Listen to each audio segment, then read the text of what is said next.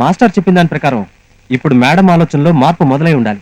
ఈ టైంలో మనం వెళ్ళి మేడం కన్విన్స్ చేస్తే మన మాట తప్పకుండా ఉంటుందిరా. అవునరా, నువ్వు చెప్పింది కరెక్టే. రేపు పదండ్రా, మేడంని కలుద్దాం.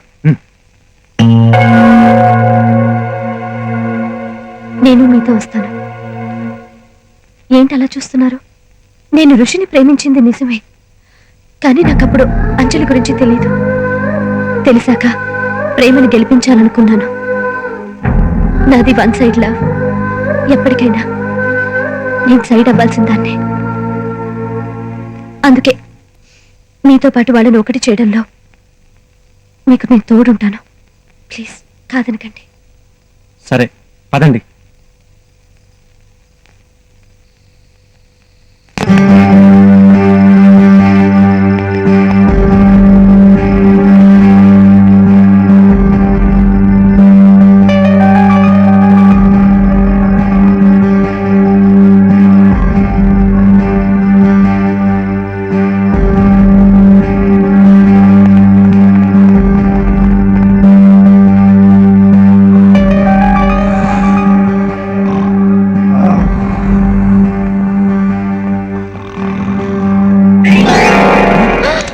ఏంటమ్మా, నా పెళ్లికి వచ్చారా? ఒరేయ్, వీళ్ళందరినీ బయటకు లాక్కెళ్ళి పెళ్లి భోజనాలు పెట్టించండి రా.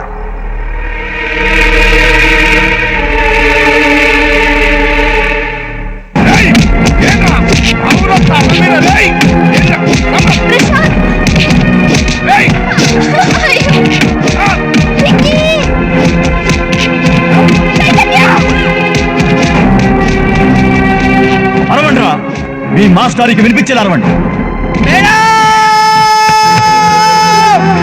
ఒక్కొక్క దెబ్బకి మీ మాస్టర్ కదిలి రావాలి. కొట్టండి రా. మాస్టర్ అరవమంటే మేడం అని అరుస్తారేంట్రా?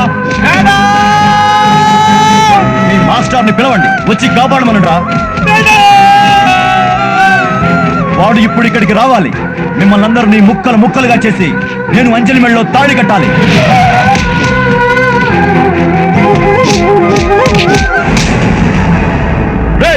వాడిని కూడా వేసేయండి.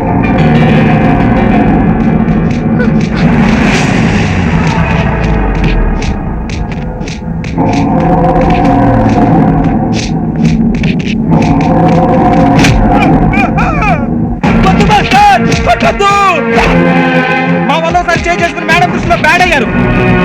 అవును సార్, మీరు మళ్ళీ చేంజ్ చేసుకోవడానికి వీల్లేదు. మీరు మళ్ళీ చేంజ్ చేసుకుంటే మేమందరం చచ్చినంత ఒట్టే సార్.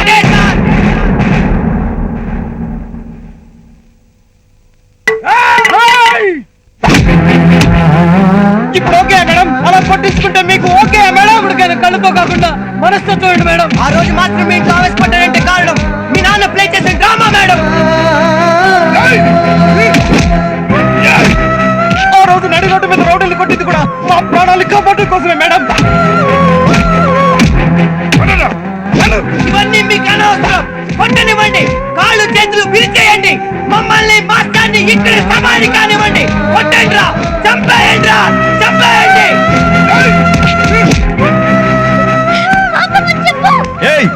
రక్తం చూసేసరికి మాజీ ప్రియుడి మీద ప్రేమ పుట్టుకొచ్చిందా? అంజలి రాయ్, రావడానికి ఇది హైదరాబాద్ కాదురా, ఇది నా పేట, కాజీపేట. నా తమ్ముడు రా, రారా.